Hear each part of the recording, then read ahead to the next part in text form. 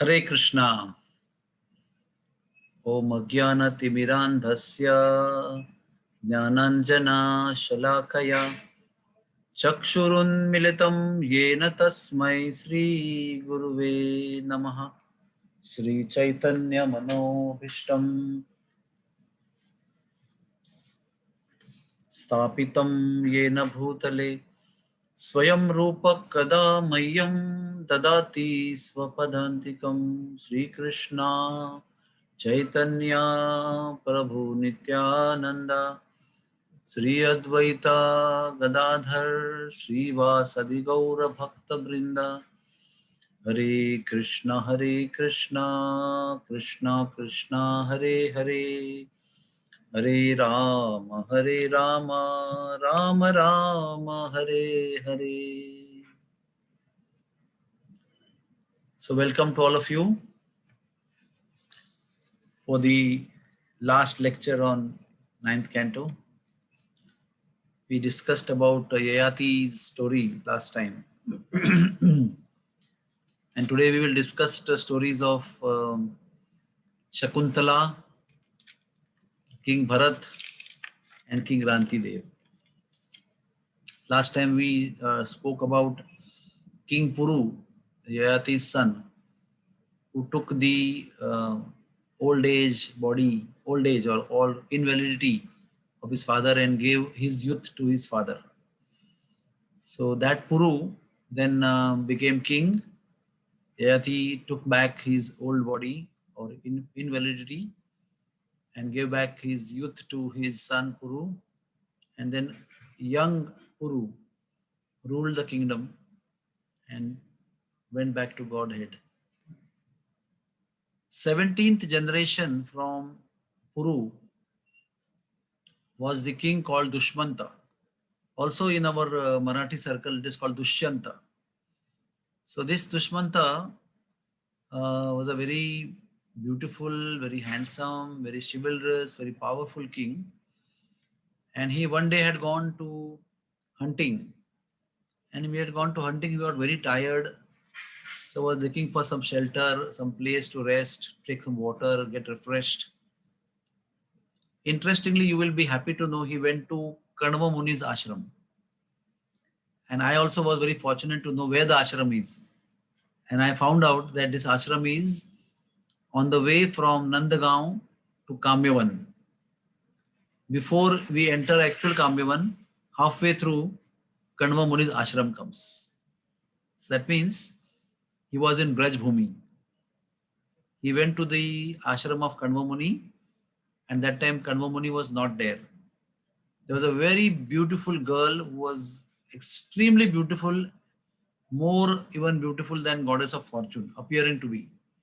She was actually illuminating the entire ashram. And Dushmanta, forgot all his fatigue immediately. Looking at her beauty, he was enlivened. He got some energy within him. So I was just thinking,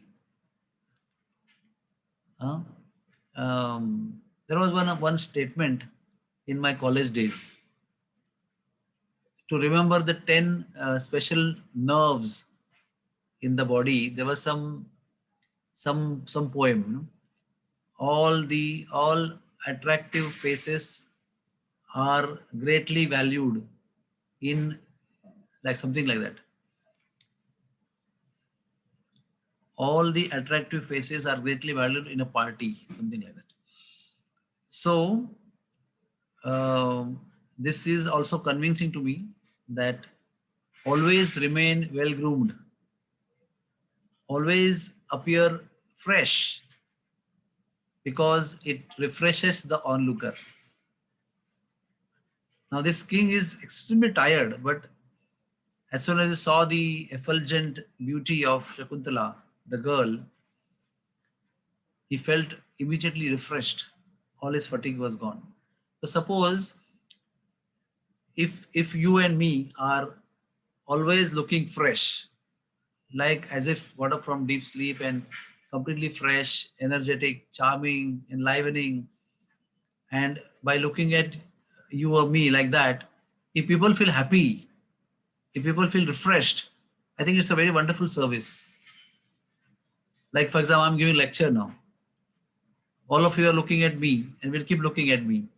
If I am like oily, completely disheveled and tired, exhausted, looking like frustrated, then you cannot keep looking at me for 1 hour, 15 minutes. It is very difficult. But the speaker may not be beautiful, but if he is well groomed, clean, properly, dress is worn and properly combed hair and proper tilak is there, well shaved, well clean, or ladies well groomed, then even that is also interesting for the for the audience. That's why Prabhupada said, first dress, then address. First, you have to groom yourself properly before you start speaking, because when your refreshing appearance is there, it is quite interesting for the audience. Anyways, so who was that girl? Shakuntala was her name. Dushmanti is asking, who are you? Whose daughter are you? Oh, lotus-eyed woman. Why are you staying in the forest? So then she told her story, which is a very famous story in the Puranas. Everyone knows that story. Vishwamitra Muni was performing tapasya. He had the mood of competing with Vasishtha Muni, who was Brahma Rishi. And Vasishtha Muni was so humble and so elevated, and Vishwamitra, as a Kshatriya king, was envious of him. And then he thought that, oh, I am a Kshatriya king, but this Brahmana Vasishtha is more powerful than me because he has Kamdhenu.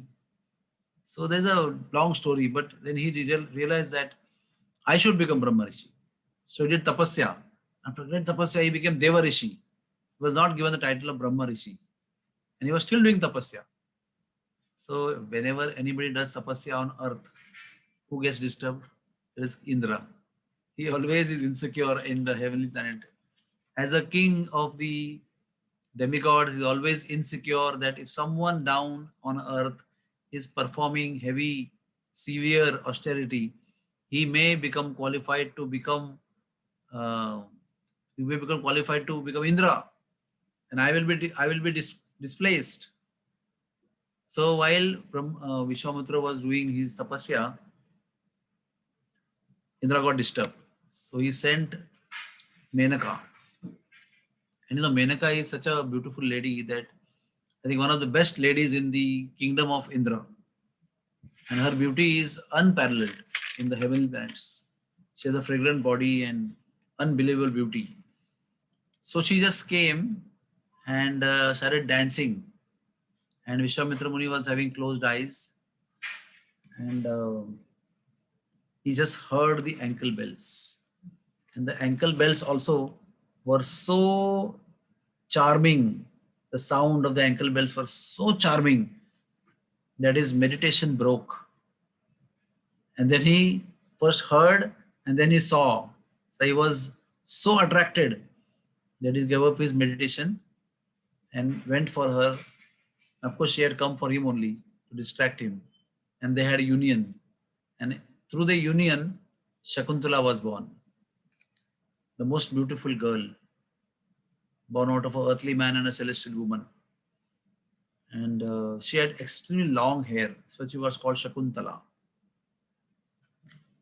So Shakuntala gave her introduction that I am the daughter of Vishwamitra Muni and Menaka, and my parents just left me in the forest after my birth, and my foster father Kanava Muni picked me up from the forest and raised me in his ashram.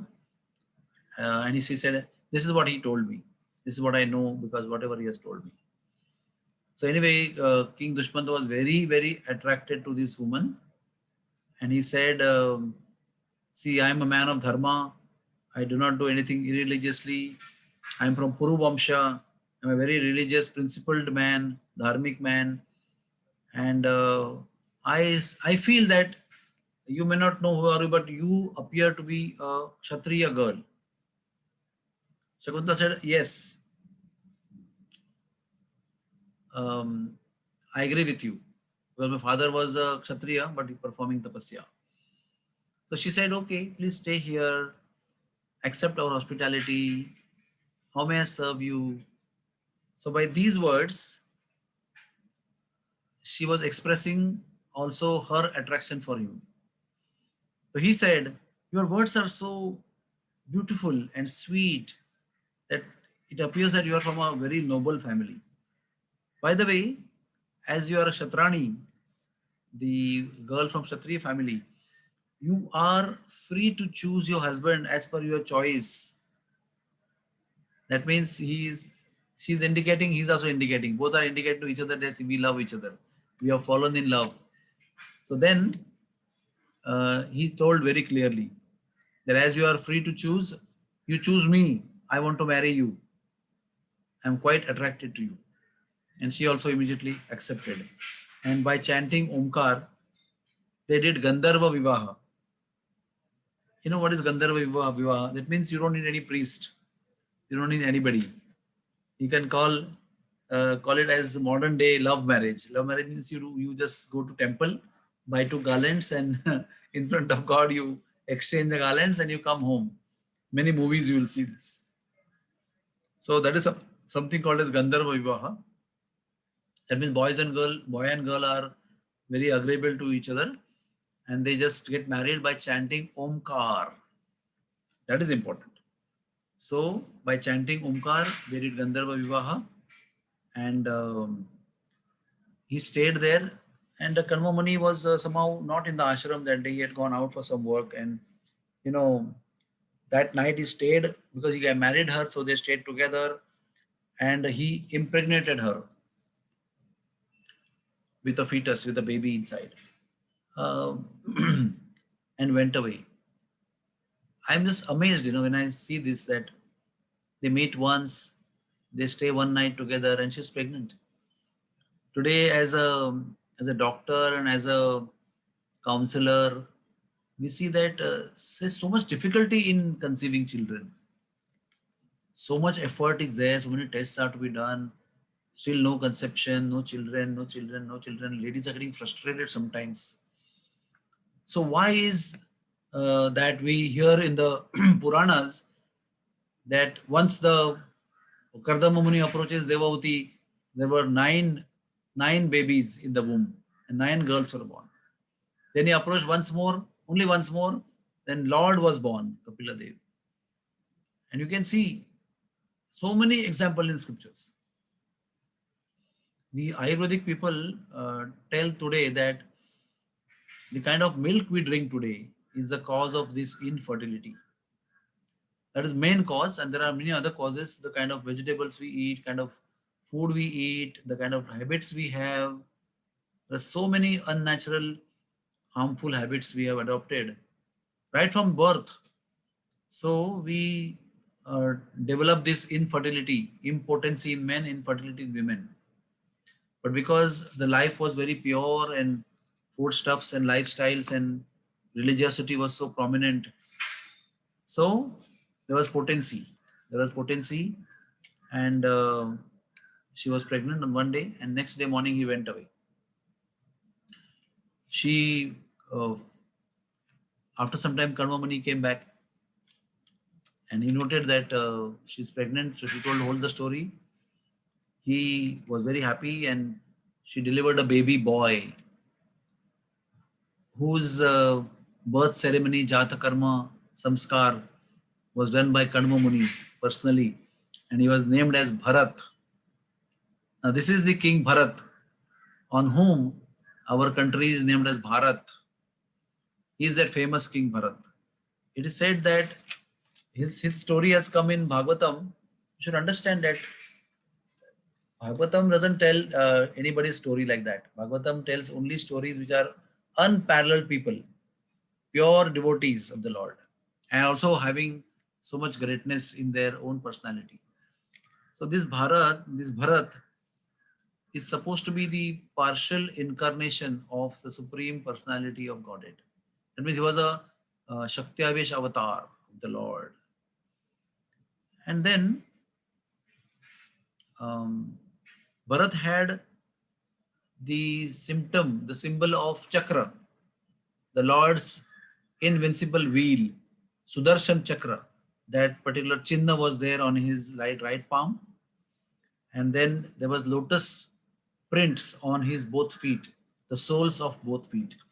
These are divine signs which denote someone as the Supreme Personality Godhead's incarnation. So Shakuntala got impregnated, and after some time she went with Bharat to stay with her husband, because he grew up as a boy in the ashram only, under training of Karma Muni, and as a small boy only he would tame lions. He would catch lions in the forest and play with them as toys. Such immense power he had. But anyway, he became a very good boy, and she went to her husband's house in the kingdom as per the desire of Kanva Muni, and she also desired to be staying with her son in her husband's house. But Dushmanta, it seems, refused to recognize her. So many people question, these men are always like that. They are always eager to enjoy and then they forget their responsibilities. But King Dushmanta was not like that. He had a reason, because he was a very big, reputed king. Now, anybody can come in the assembly of a king and say, "Oh, this son is yours, please marry me." The king cannot just marry because uh, anybody comes and walks in. So he refused purposely, knowing that he is his wife and the same beautiful lady, and so that's a celestial son, illustrious son that he has got, and it is his son only. But he waited for something, and then that thing happened. The citizens did not know him, and they would doubt the character of the king, that he goes and he just has union with any kind of women indiscriminately. So to keep a reputation intact for a king is extremely important. It's not just like us, we are Kali Yuga people. We are not as big or as great as those people in which are explained in Bhagavatam, like King Bharat. So he purposely denied in the beginning, and lo and behold, to save him also from defaming and to save Shakuntala and Bharat also, the demigods spoke Akashvani. They spoke, you know, and announced that Bharat is the son of Dushmanta only and Shakuntala is his wife. So as soon as that was officially announced, he was very happy to accept her. And the whole assembly and the whole people also, they also approved that the king has not done any illegitimate activity. The demigods also approve. So they were very happy to receive Shakuntala and the son Bharat. And then Dushmanta stayed for many, many years and went to forest, and then Bharat became king. So it is explained that Bharat was, now the whole meaning, whole story of Dushmanta and Shakuntala is told just to come to the story of Bharat actually. Srimad Bhagavatam is explaining Chandravamsha and Surya Vamsha. Now we are discussing Chandravamsha. So it is said, Na bhuto na bhavishyati. King Bharat was unparalleled. Even demigods could not compare with him. Even demigods would get amazed to see his opulence. Now we will just go through his opulence and what all he did. How wonderful, how glorious it was. So he became king, and what he did? with 33 horses. He performed 55 Ashwamedha Yagya. Now, one Ashwamedha Yagya takes many years to perform, and it is like amazing requirements are there. Ingredient point of view, because you have to conquer 4 directions, and it's a unbelievable performance of Yagya. So generally we hear in scriptures somebody does 1, 2, 4 like that. But here Bharat Maharaj performed 55 Ashwamedha Yagyas under the guidance of Bhrigu Muni. And what are the locations? You don't know one place only, same thing repeatedly. The locations were right from the origin of Ganga river at Gomukh, where it becomes visible. If beyond that she is invisible, she's continuous, but she's invisible. And the water flow starts being visible. So from Gomukh, that is the beginning of Ganga, to Ganga Sagar, where Ganga meets the ocean. It's something like they say it is like 300 kilometers patch of land where Gangaji was flowing. And all that banks of Ganga, he performed this 55 Ashwamedha Yagyas. Then he performed 78 Ashwamedha Yagyas at the banks of Yamuna, from where he began at Prayag, where Ganga, Yamuna, Saraswati meet. From there he went backwards. Before he was coming forwards with Ganga's flow. Here he is going backwards. So he went from Prayag, tracing the banks of Yamuna, all the way to Yamunotri, where Yamuna is visible from that place. Beyond that, in Himalayas, Yamuna is still flowing, but invisibly. So he performed 78 Ashwamedha Yagyas on the banks of Yamuna, from Prayag, Triveni Sangam to Yamunotri. And one interesting thing, in each Yagya, what he performed, at the bank of Yamuna or Ganga, he gave tens and thousands of cows to each one of the thousands of Brahmins that he donated the cows. So the number also is given. I'm still wondering why this particular odd number. 13,084 cows.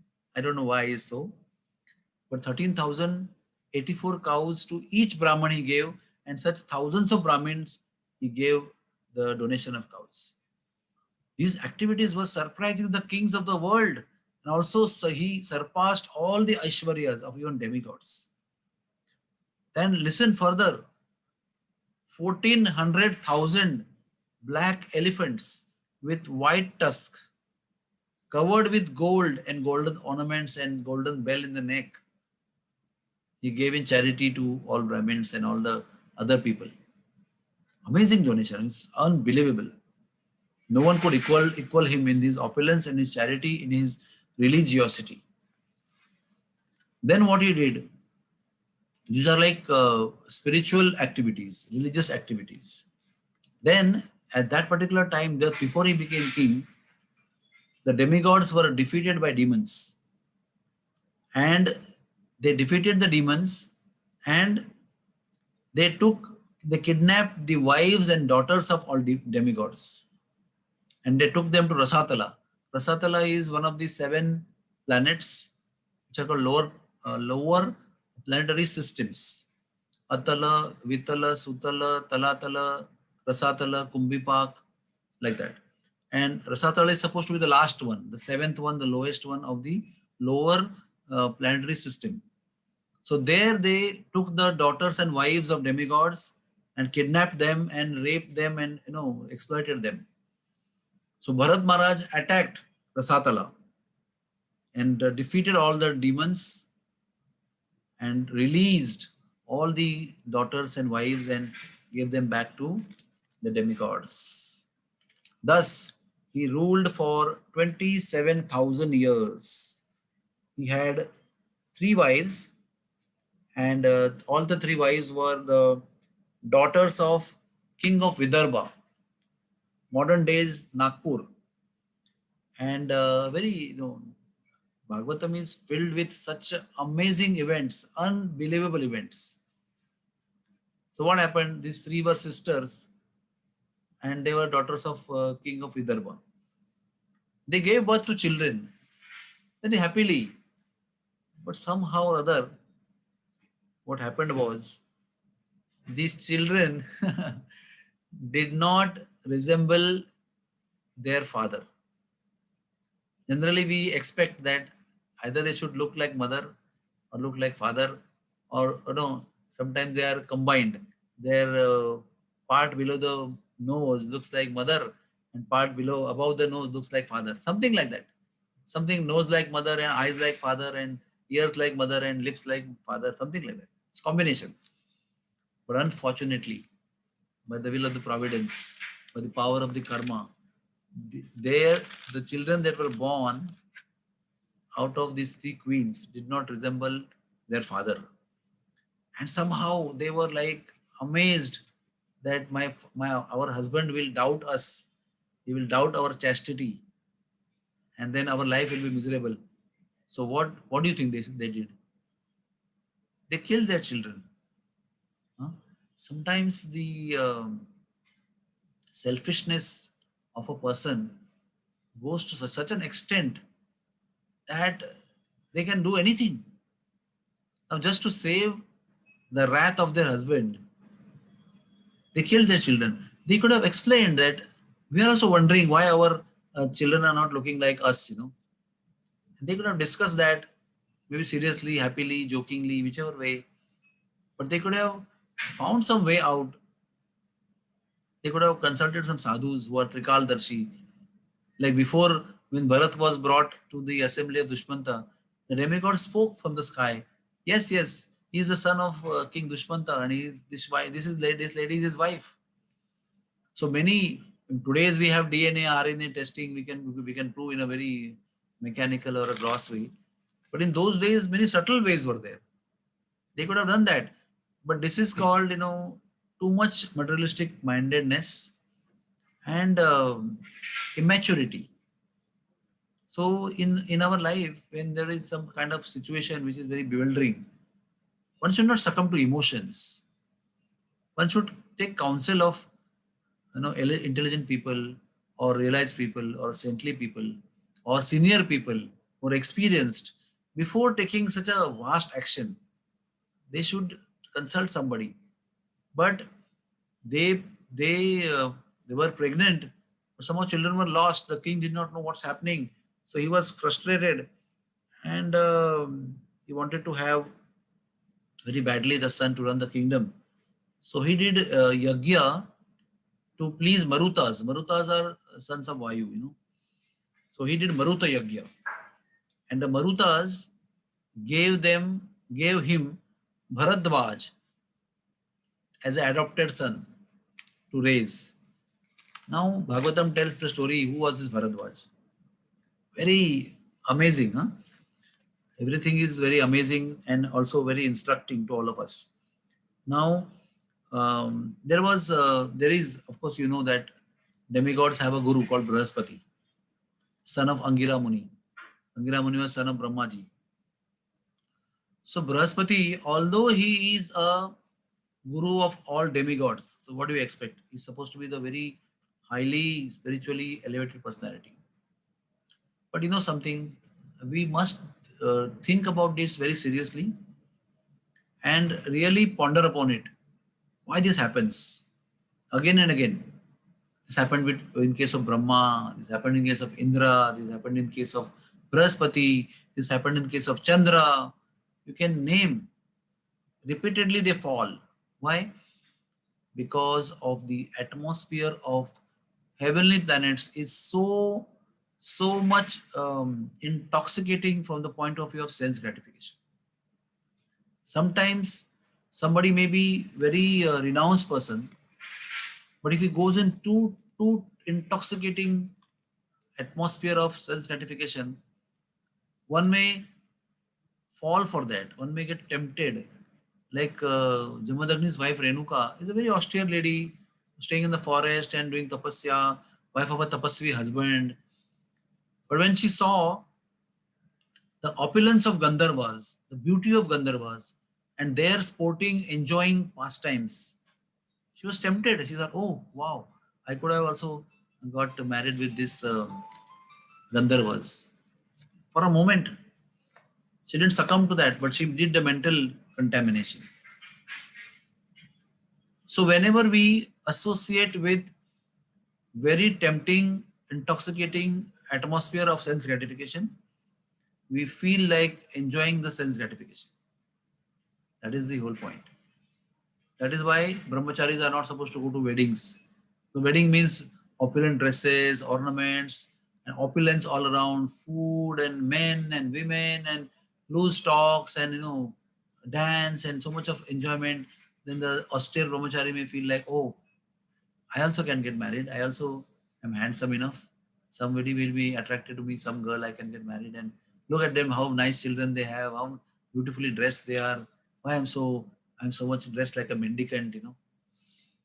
So to prevent that kind of contamination, they are advised not to go to wedding ceremonies. Similarly, they are not supposed to go to opulent people's houses and eat opulent food. And in the atmosphere of opulence, they may get tempted. Oh, I wish I also have such a beautiful house and I also can have such a beautiful aristocratic food. I'm only eating such simple food in the ashram. Now, what is happening with demigods? We are talking about earthly situation to help us. But what about demigods? Even though they are saintly people, they are religious people, God-loving people, but they are in such intoxicating atmosphere of sense gratification. There is Menaka around. There is everybody is fragrant. Everybody's wife is so beautiful. Your brother's wife is beautiful. Your friend's wife is beautiful. Your co-demigod's wife is beautiful. Everybody's smelling of flowers. Internally, there's no sweat, smelling bad, and there's so much beauty, so much hair, and ears and eyes, and unbelievable. So although he is a guru of demigods, because he is in the atmosphere of like demigod atmosphere, heavenly atmosphere, he was attracted to his brother's wife. His brother's name was Utatya.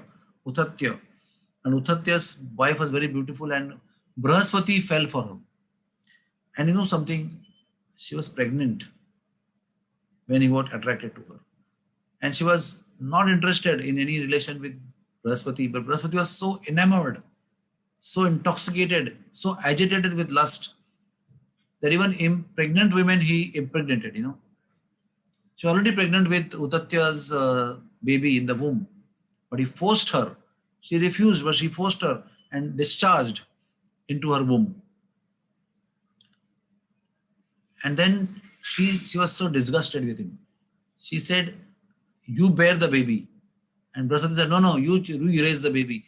No, no. She said, "You have done the mischief. You please take care of the baby." And then she gave birth to the baby, and but he didn't accept. Then, because the mother was disgusted, she didn't accept. Father was not responsible enough. So the Marutas, they accepted the baby as their own out of compassion. And he was Bharadwaj. And that Bharadwaj was raised for a while by Marutas. And then they gave him to Bharat Maharaj. And then Bharat Maharaj accepted the son. And it's a long story of Bharadwaj. And in fact, I belong to Bharadwaj Gotra. My family belongs to Bharadwaj Gotra. That means our origin is from Bharadwaj Gotra. So there the story ends of Bharat and Bharadwaj. And later Bharat Maharaj retired and perfected his life after renunciation. So many things to be learned over here, that we are trying over here to performing yagyas, sometimes karma kandas, and accumulating punya karmas, and we want to go to heavens and enjoy with apsaras, and we always Svargavas, we want to go to Svarga and enjoy. But Kshane Punye Martaloke Vishanti. First of all, the pleasure what we get is only as per the ticket that we have got. What is the ticket? The stock of the Punya Karmas. That ticket only is giving us limited enjoyment. And we get addicted to the enjoyment, and we finally have to leave that place and come down to earth again. Shane Punye Martaloke, that is earth, Vishanti. Come down. That's all. And even after going there, however religious and ethical one may be, the atmosphere is so intoxicating that you cannot control yourself. And second thing is, even if you become king of the heavens, Indra, you're always insecure. Because one who is engrossed in sense gratification is always insecure. Why? Because he doesn't want to lose his sense gratification. He wants to hold on to it. He wants to control it. He wants to possess it. He wants to enjoy it. And doesn't want to lose it at any cost. So when somebody is performing tapasya on earth and becoming eligible to become Indra, Indra becomes restless over here. Then he is unable to enjoy there. He is supposed to see that nobody becomes Indra from earth as per qualification. So much of traveling from heaven to earth, heaven to earth, heaven to earth. Oh, Vishwamitra is doing, oh, this Muni is doing, oh, that Muni is doing. So half the attention is on earth. Nobody should take my chair. And half the purpose is to enjoy with the existing enjoyment. And then when you're enjoying also, you are worried, oh, may I lose? Will I lose this enjoyment? Will I lose the opportunity? Will I lose the situation of enjoyment? So I think this is a very frustrating situation. You are never stable. Constantly there's worry, anxiety, insecurity. So much of happiness is there, but still the nature of sense gratification by constitution is insecurity and misery. Every single sense gratification is in the beginning little pleasurable, but in the end, long-term misery is there. That's what scriptures are always mentioning with stories and slokas. Every sense gratification begins with titillating, scratching happiness, very agitative happiness, very bewildering happiness, attractive happiness. But immediately, after little enjoyment, it turns into misery and gives long-term misery, unfortunately.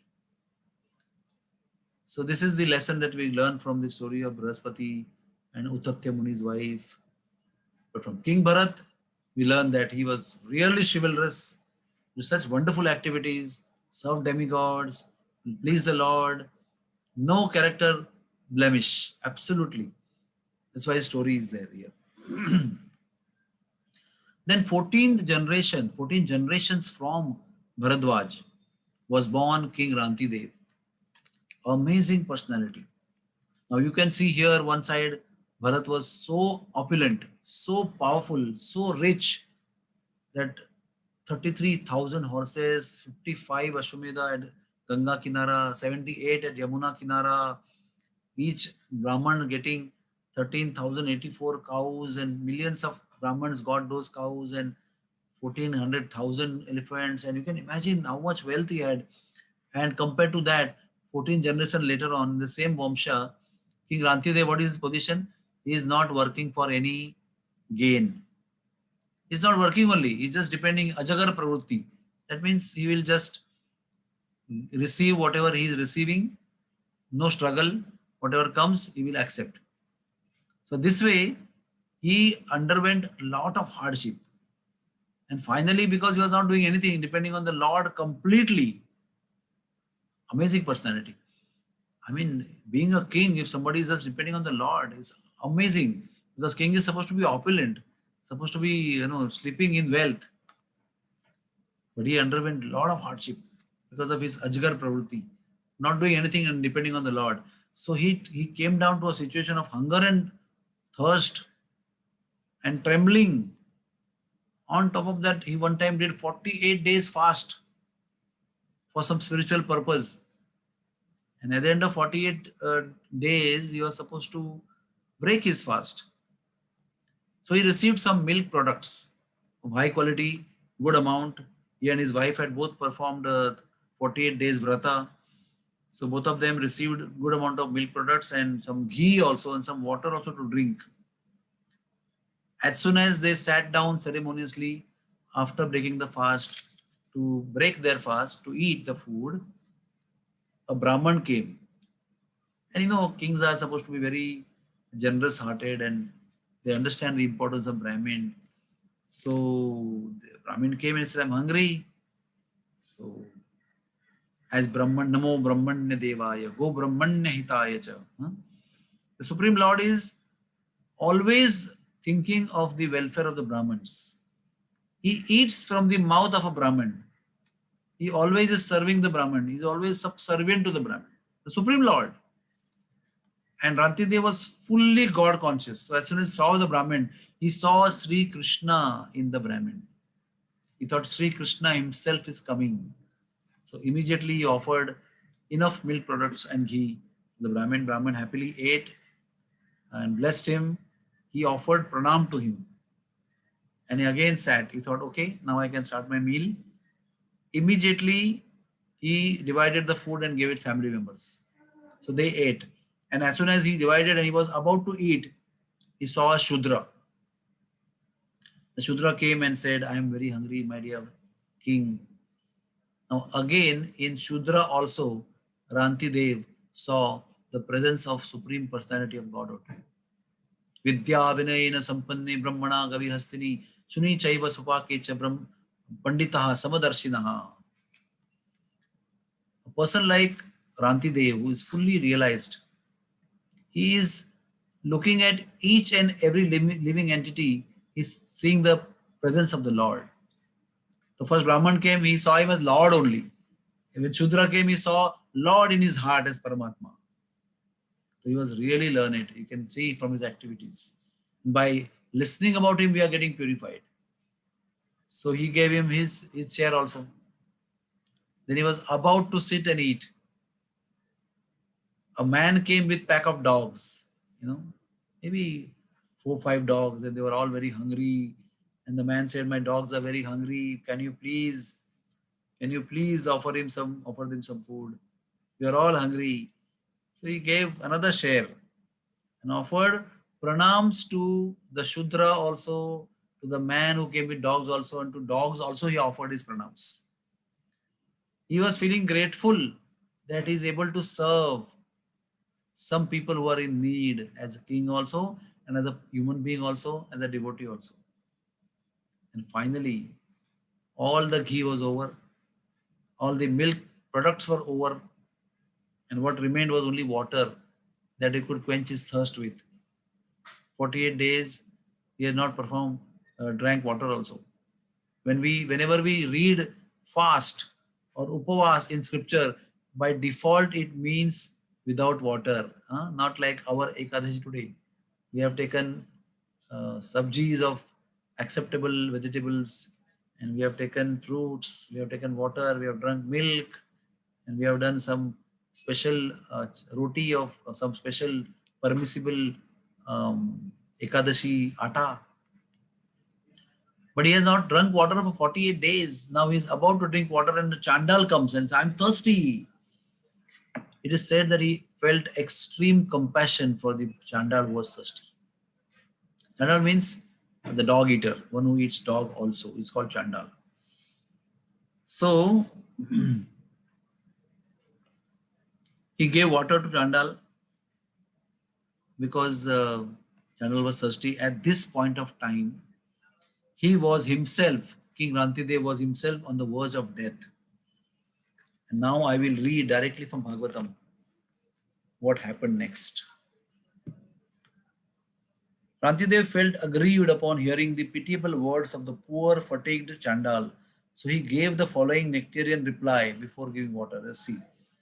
I do not pray to the Supreme Lord for the 8 mystic powers. Anima, Mahima, Lagima, Prapti, like that. That is mystic power to do superhuman activities. Some people are doing performance of Siddha Yoga to get these mystic powers. He said there are 8 mystic powers. He says, I do not pray to the Lord to achieve for getting achievement of 8 mystic powers, nor I desire liberation from the cycle of birth and death. Mama janmani janmanishware bhavatat bhakti rahito kitoi. I do not even want to take liberated from cycles of birth and death. I will take birth after birth after birth, which means no liberation. So, no liberation from cycle of birth and death. I only want to stay among all the conditioned souls and suffer on their behalf, that they might become freed from all their miseries because of their karmas, and I will take their miseries as for their karmas. It reminds us of Vasudev Datta, was the incarnation of Prahlad Maharaj in Chaitanya Mahaprabhu's time. He had this same mood. So I will like to stay here back and suffer for everybody and liberate them. By offering my water to maintain the life of the poor Chandal, I have become freed from all hunger, all thirst, all fatigue, all trembling of the body, all weakness, all moroseness, all distress, all lamentation, and all illusion. This is extremely important. Extremely important. Now, as soon as this he said. So what is that? What do we learn from here? That when we share our possessions, we always get empowered with so many things. Now let us see. Demigods then appeared. What happened is Brahma, Shiva, and many demigods appeared. Actually, they had only appeared as the Brahmana and as the dog having man having dogs and Chandalas and a person, everybody Shudra. They were all demigods. They appeared and said, we had come, and we want to offer you benedictions, And they were so pleased with him. They wanted to give him everything, whatever he wanted. But what he replied to them? He refused to accept any benediction. He said, I have no desire. My mind is fixed on Supreme Personality of Godhead. He fixed his mind on Supreme Lord. And all the family members followed him, doing pure devotional service to Lord. And they all went back to Godhead. Okay. So what is important is the lessons to learn from Rantideva. Rantideva is a very unusual example. I mean, as far as I think, I can never imitate him. But why it is given in Srimad Bhagavatam? To take inspiration from him, to understand what he said. What he said was that when I have given even my water to the Chandal to quench his thirst, I have become freed from my thirst, my hunger, and along with that fatigue, which is there, trembling, distress, lamentation, and illusion, everything is gone. Because I have been very selfless. I mean, he was very selfless in all his activities. Now, I will just tell you a few steps. One can give charity when he has enough, maybe 100 rupees, you have 10 rupees, you can very peacefully give. It gives pleasure, you are comfortable. You are in the comfort zone. The next level is you give all your wealth. That is level 2. Third level is you not only give all your wealth, but you give your house and you offer your body, your mind, your intelligence. Manasa deho geho jo kichu more. Har pilun tua pade Nanda Kishore. We offer everything to the Lord. Even our pride, our so-called false ego also we give up at the lotus feet of the Lord. That means we become Mr. Nothing, Mr. Nobody. So it is said that all this is okay till you are okay.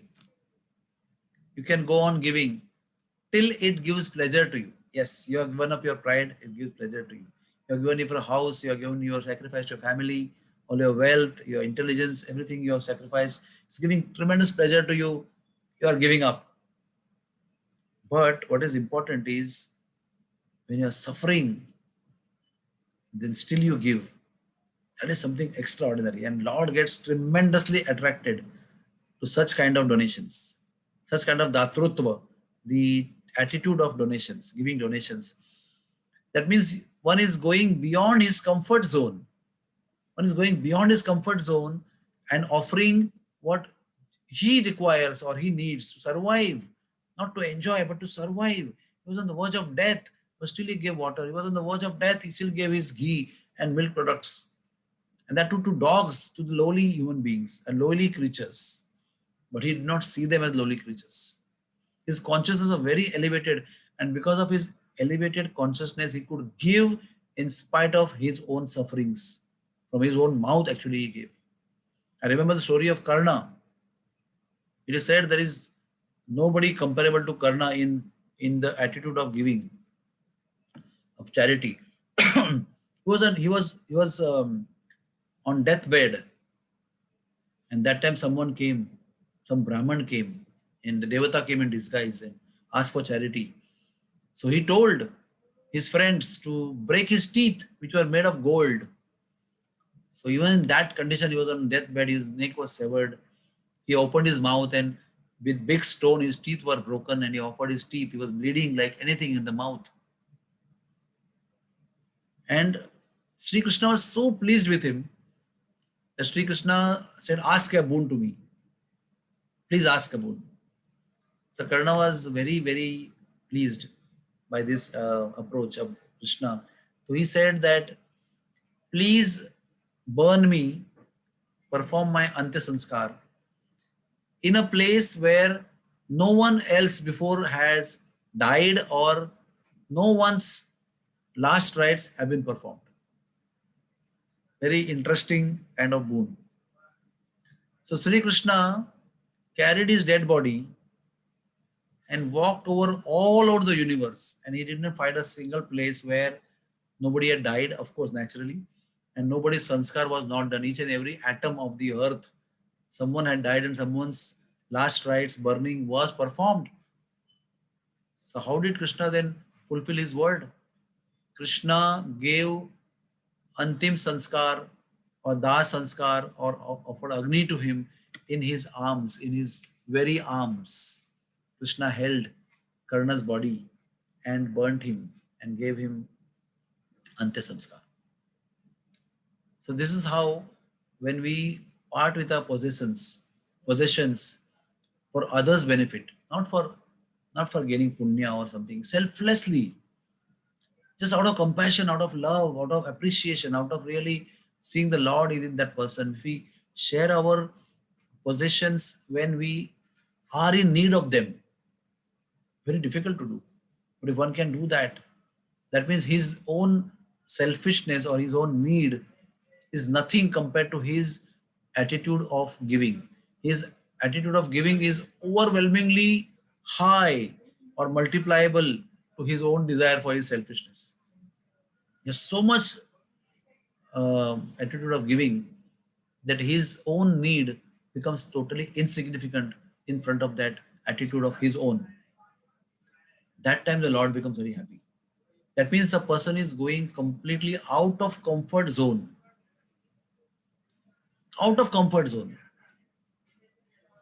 and doing charity. So we have to, that's why it is said that as long as we are in comfort zone, we cannot make real spiritual progress. We can make real spiritual progress when we come out of comfort zone. Okay, I have good money, good house, good comfort, good fame, good establishment, good reputation, good food to eat, and I chant Hare Krishna, I'm initiated, and I give some donation. Good. There's no pinch anywhere. Even donations are not a pinch. Sometimes you put our hands in pocket and want to take out a napkin or a handkerchief, and some currency notes fall on the ground. We don't even bother about them. We have so much, so few currency bills fall down the ground. We don't even notice that. It doesn't make any difference to us. It doesn't cause any pain to us. So such charity is good instead of spending in sense gratification, but it doesn't really make us progress. But when we are in need and we share our possession with somebody also who is in need, then the Lord is pleased and then actually we make progress. So in sadhana also, when we are in comfort zone and performing sadhana, sadhana is good. We make progress, but very slow progress we make. But when we are out of comfort zone, we go out of comfort zone voluntarily, accept discomforts willingly for the sake of others, not for the sake of tapasya, not for the sake of becoming famous to become known as a great tapasvi. He doesn't even drink water in 21 days, doesn't even, he takes only one banana in 21 days. Not like that, not to get that fame. Then you become hard-hearted. This particular charity is out of compassion. So when that charity we perform, we become very dear to the Lord. And charity is not always of money. Charity is, lowest charity is of money actually. Lowest. So prane arte dhiya vacha, vacha dhiya. That means the lowest, when you cannot do anything else, you give money. Next is that you offer your mind and emotions. Or next you offer your vacha. Use your speech to serve. And then you use your intelligence to serve. And then you offer your prana, your existence only, fully in service to the Lord and devotees. So there are levels of donations. It's not that when we are rich, we keep giving money and like we are so great. No. Our dear Krishna Prabhu one time told me that I was appreciating his charitable nature. So his answer was that you only are seeing how much I am giving, but you don't know how much I am holding back. And Krishna is always seeing what you're holding back. And that is true. Out of his humility, he was saying that. So what does Krishna see? He's not actually seeing. He's seeing, but he's not actually seeing what you are giving. He's actually seeing what you are holding on. Because what you are holding on also belongs to him. What you are giving also belongs to him. So finally, what we give, possession is also illusion, and charity also is illusion. Because in possession you think you are the owner, that's the illusion. In charity also you think you are the owner and I am giving, that also is illusion. So what we have to finally give charity of our controllership, of our enjoyership, and of our proprietorship. Three things Lord has, his own qualities. The reality. He's a proprietor of everything, he's the enjoyer of everything, and he's a controller of everything. And all these three things we want to become. And with these three things, we are giving charity. So it is actually not a pure charity. When we give up our controllership, ownership, that is a real charity. And that charity of being giving up ownership is out of comfort zone. And when we give that charity, then become very pleasing to the Lord. Because originally nothing belonged to us. What we gave also nothing belonged to us. So what we have to finally give up, nothing is belonging to us to give up. What we have to give up is our controlling attitude, possessing attitude, and that is real bhakti. Even somebody can totally give up everything, only eat one carrot, but he has a pride that he is such a austere person.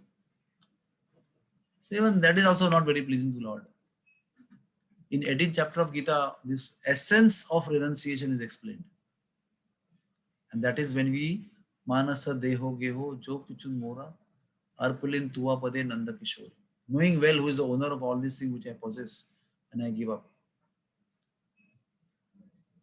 Sarvasva tomar charane sampiya odechi tomar ghore. I must have repeated this last time also.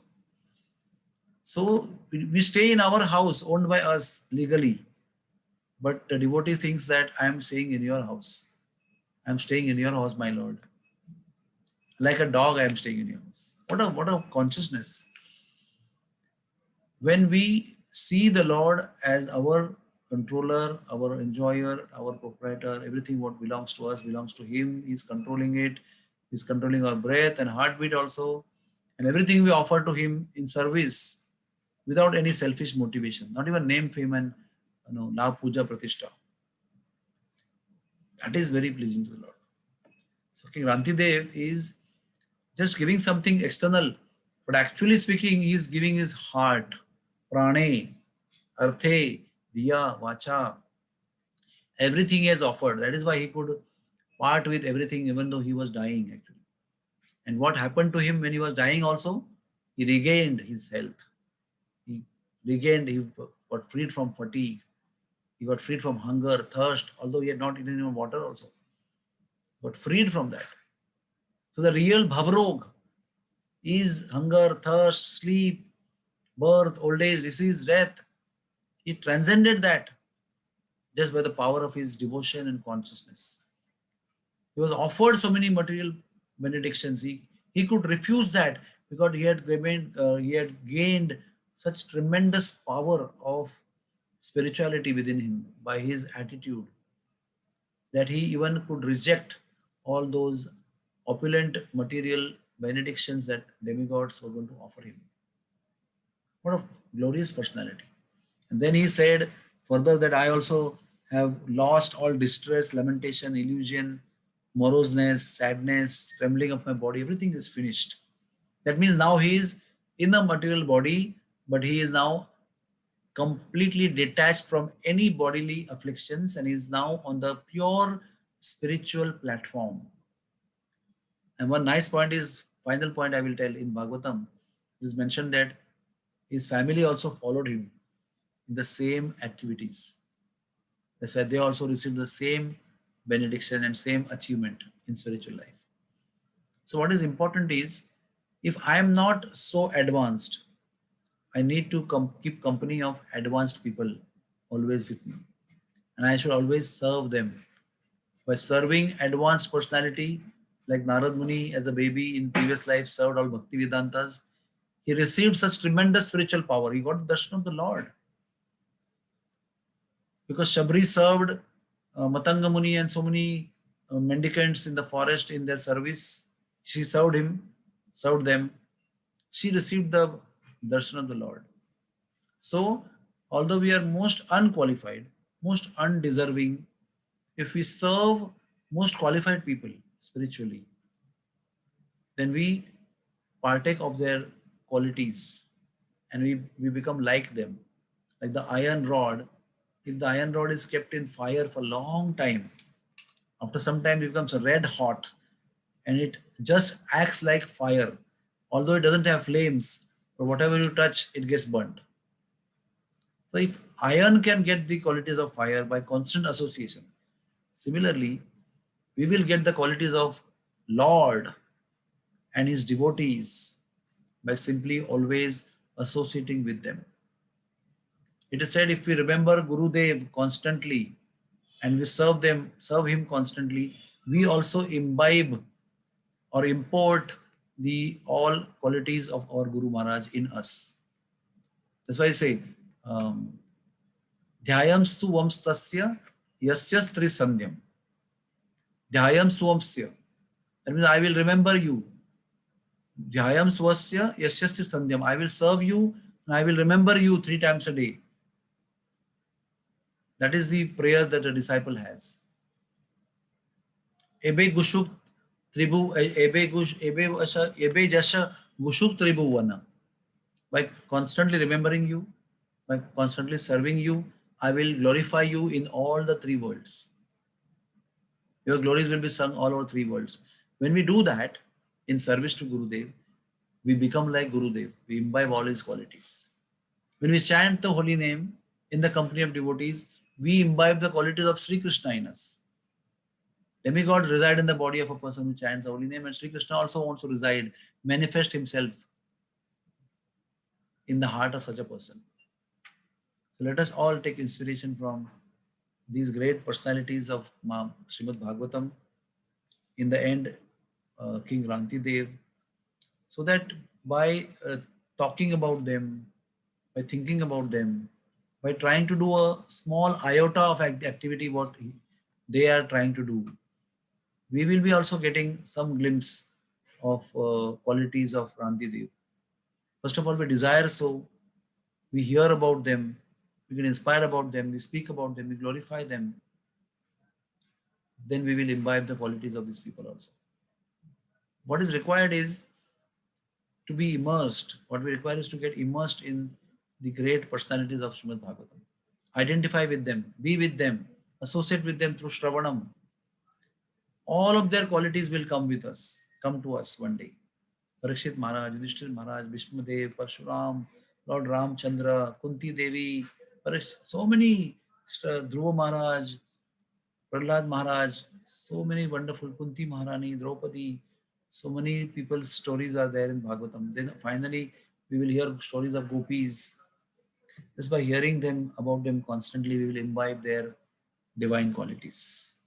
So, the next chapter of Srimad Bhagavatam, the last chapter in 9th canto, it goes on describing in detail the dynasty of Bharat and Yadu.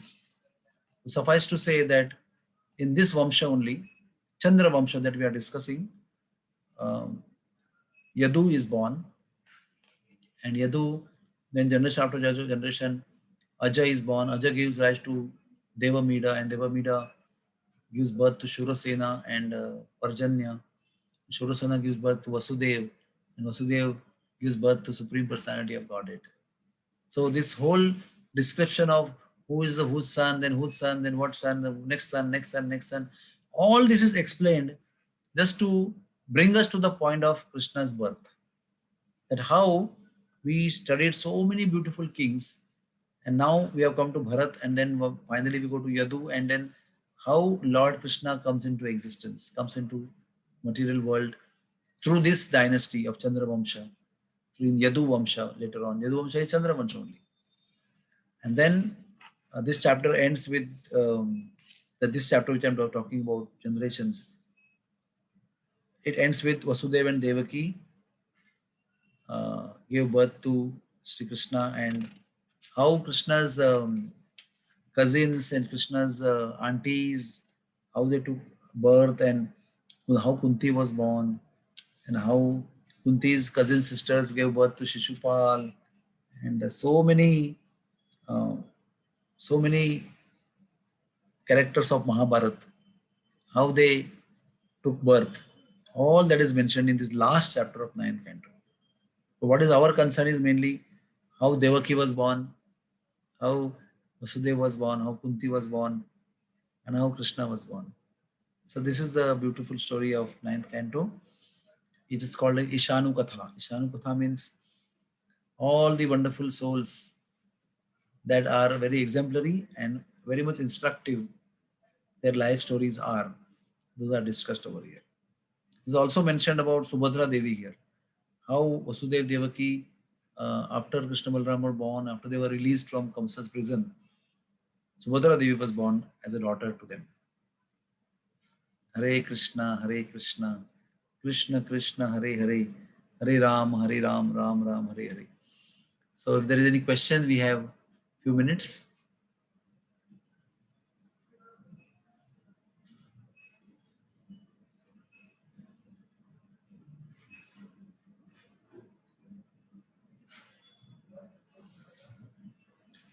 Anybody has any questions?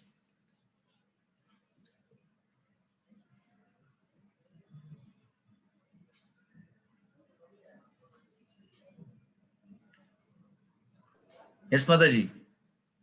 Hare Krishna. Thank you so much, Prabhuji. As usual, it's always so much learning is there in your in whenever you speak, because it's you've churned it yourself so much. This katha, you I heard also it. learn.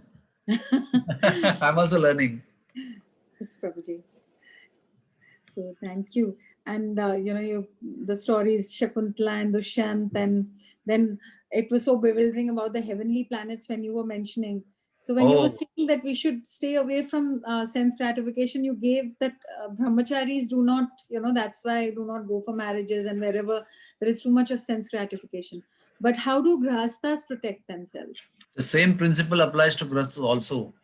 Even we grahasthas should not associate with very opulent situations.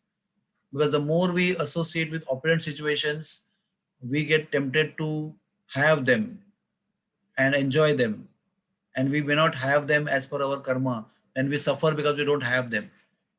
It's like you see the jalebi little distant, and you see and you want to have it, but you can't have it because you don't have money to buy it. Then what happens?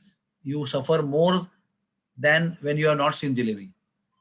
So you see jalebi and you can't enjoy it, or you can only take one of it, and you feel more craving.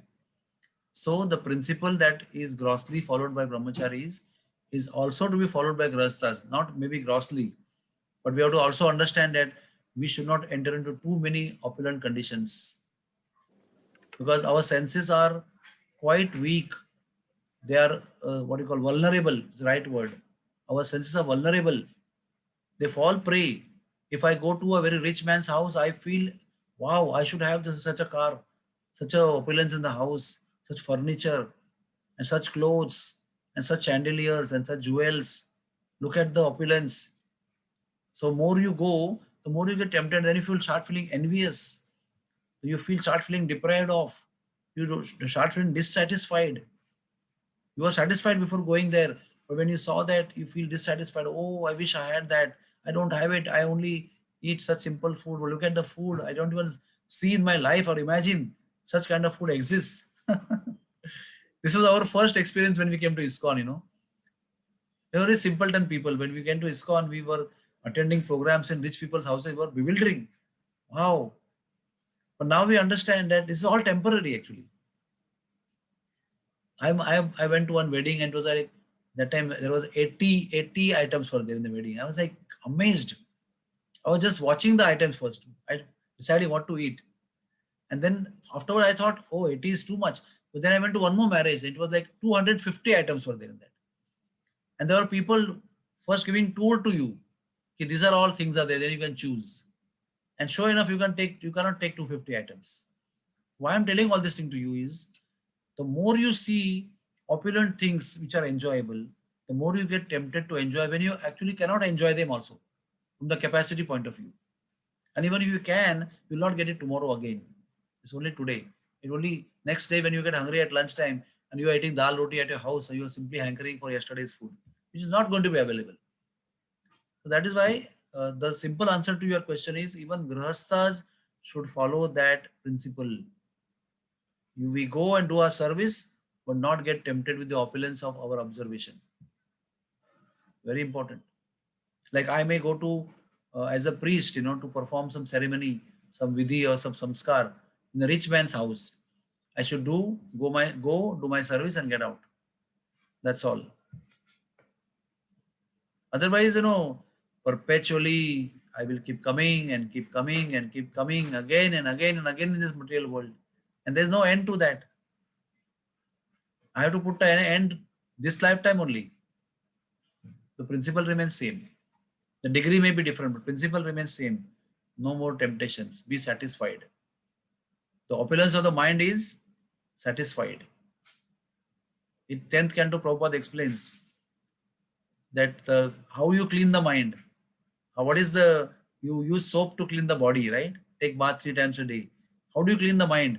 By satisfaction. If you're satisfied, your mind becomes clean, free from all the anarthas. So we have to learn to be satisfied. And when you go to opulent atmosphere, satisfaction goes away. Dissatisfaction creeps in, comes inside the soul, in the mind. Any other question?